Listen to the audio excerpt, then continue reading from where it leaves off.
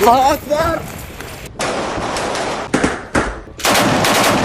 war that began with Hamas's October 7 massacre has unfolded as a relentless, multi-front IDF campaign of airstrikes, ground incursions, and targeted operations designed to dismantle Hamas's ability to rule Gaza and wage organized war. Now, 1,000 days on, Israel frames the Gaza front as a hard-won, grinding battle in which tunnels, brigades, and senior Hamas leadership have been systematically broken under the banner of Operation Sword of Iron and follow-on campaigns like Operation Gideon's Chariots.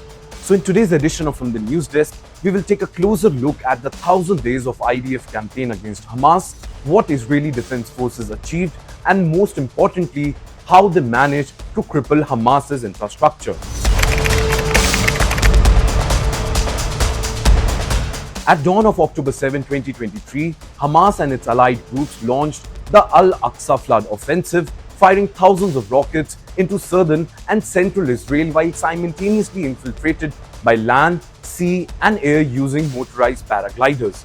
Hamas terrorists stormed community military posts and the Nova Music Festival, killing more than 1,200 people and abducting around 240 to 251 hostages, according to Israeli figures, in what Israeli officials call the worst single-day massacre of Jews since the Holocaust.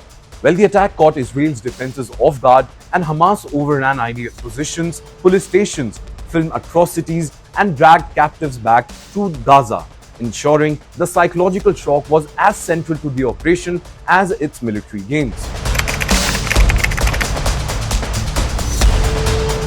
Now, within hours, the IDF declared a state of war and launched Operation Iron Swords, opening with immediate airstrikes on Gaza targets linked to Hamas command and control and rocket launcher infrastructure. In the first 48 hours, Israel carried out its largest mobilization in its history, calling up more than 3 lakh reservists to reinforce active units, secure the home front, and prepare for multi-front operations as Hezbollah began firing across the northern border. Israel simultaneously imposed a complete siege on Gaza, cutting electricity and most water supplies and halting goods crossing, a move that the Israeli government cast as necessary to strip Hamas of resources, while critics warned of catastrophic humanitarian consequences. By October 13, the IDF was calling on civilians in Gaza City to evacuate south of Wadi Gaza in one of the largest single evacuation orders in the history of this very conflict, signaling that massive operations were coming in the enclave's urban heart.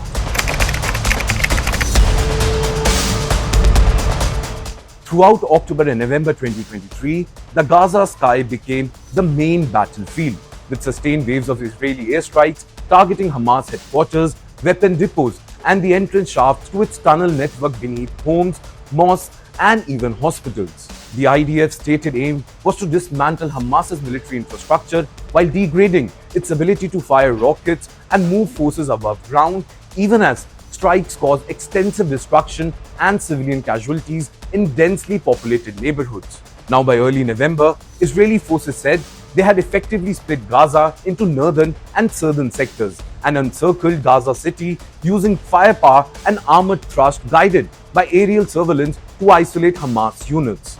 In fact, independent geospatial analysis at that very time estimated that between 38,000 to 45,000 buildings, which are roughly 13 to 18% of structures in the strip, were damaged or destroyed in the first month, underscoring the sheer scale of the bombardment by the Israeli side.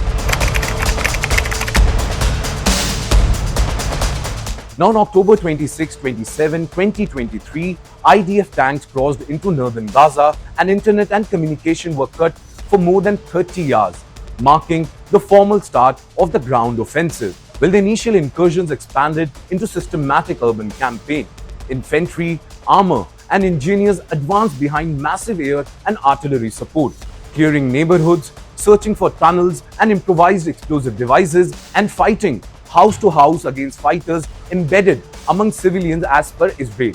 Over subsequent weeks, the ground war moved from northern Gaza deeper into Gaza City, then south towards Khan Yunis, and eventually Rafah, as the IDF focused on destroying tunnel complexes described by its own commanders as a subterranean city designed to shield Hamas's leadership and logistical systems. The army publicly highlighted operations to expose and demolish tunnel systems associated with Hamas leaders like Yahya Sinwar and other main commanders, framing the campaign as unprecedented in the history of urban warfare. Now, despite the brutal tempo of fighting, diplomacy carved out a brief pause. From November 23 to November 30, 2023, Israel and Hamas agreed to a temporary truce that saw 105 hostages, mostly women and children, released in exchange for 240 Palestinian prisoners, the largest single-day hostage release in Israel's history. The IDF coordinated reception, medical care, and debriefs for the returnees while warning that more than 100 captives remain in Gaza and that operations would resume once the pause expired. Now, amid all this, international pressure for humanitarian access led to more aid convoys via Rafah and Kerem Shalom, even as the United Nations and other rights groups accused Israel of violating humanitarian law through the scale of destruction and disruption of the civilian life. Well, the IDF countered that Israel had facilitated the largest multinational humanitarian operation ever mounted in Gaza, around 1.9 million tons of aid on nearly 1 lakh trucks, even while the fighting continued. Now, alongside brigade-level combat, the IDF waged a parallel war of targeted killings against senior Hamas military and political leadership. Over months of operations in Rafah and other strongholds, Israeli intelligence and special forces worked to track and corner key figures using close-quarter battles and precision airstrike based on real-time surveillance. Then come the biggest day as per Israel. On October 16, 2024, the IDF announced it had eliminated Yahya Sinwar, the de facto leader of Hamas in Gaza and one of the architects of October 7 attacks, after a prolonged campaign in Rafah's Tel al-Sultan area. According to the IDF account, troops engaged suspects who opened fire and hurled grenades, persuade them into adjacent buildings with tank support, and later recovered Sinwar's body during post-battle sweep. Well, it was a symbolic blow Israel framed as the collapse of Hamas's top command in Gaza. In May 2025, the war in Gaza entered a new formal phase with the launch of Operation Gideon's Chariot, a plan unanimously approved by Israel's political security cabinet.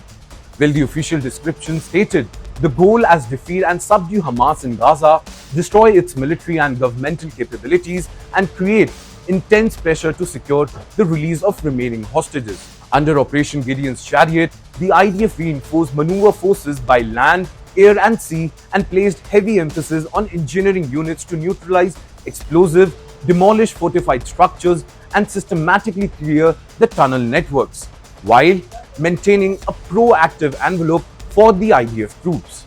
In fact, a central feature of this plan was large-scale evacuation of civilians from both combat zones, especially northern Gaza, to southern areas, creating a separation between the population and Hamas fighters and giving the IDF what it called operational freedom of action.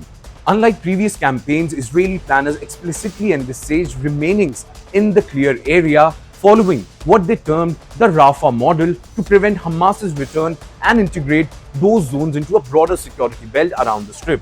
Well, the IDF's own 2-year operational summary says that during Gideon's Chariot, more than 800 Hamas terror targets were struck, 50 hostages were returned, and most importantly, a key element of Hamas's governing and military infrastructure were absolutely destroyed. By late 2025, the Gaza front was only one arena in a wider multi-front struggle that saw the IDF fighting Iran's network of proxies in Lebanon, Syria, Yemen, Iraq, and at one point confronting a direct Iranian missile and drone barrage. Operations such as Northern Arrows in Lebanon and Rising Lion against Iran's nuclear and missile infrastructure showed how the war began in Gaza had blurred into a regional confrontation. Yet for Israel's security establishment, Gaza remains the ground zero of October 7, the place where the promise never again was formalized through air raids, armored thrust, and subterranean battles over almost 3 years. Well, IDF narratives now emphasize a Gaza where Hamas no longer holds coherent governing authority, where its tunnel city have been collapsed and its brigades fragmented into scattered cells. Even as pockets of armed resistance and political support still persist. For Israelis, marking 1,000 days since the massacre, the campaign in Gaza is portrayed not only as a war of survival, but as a hard and costly attempt to ensure Hamas can never again repeat the horrors that unfolded on the morning of October 7. Well, with that, it's a wrap on today's edition of From the News Desk. Thank you so much for watching, and I'm Yash Goyal, signing off for Times Now Digital. Until next time, take care and keep watching this space for more such videos.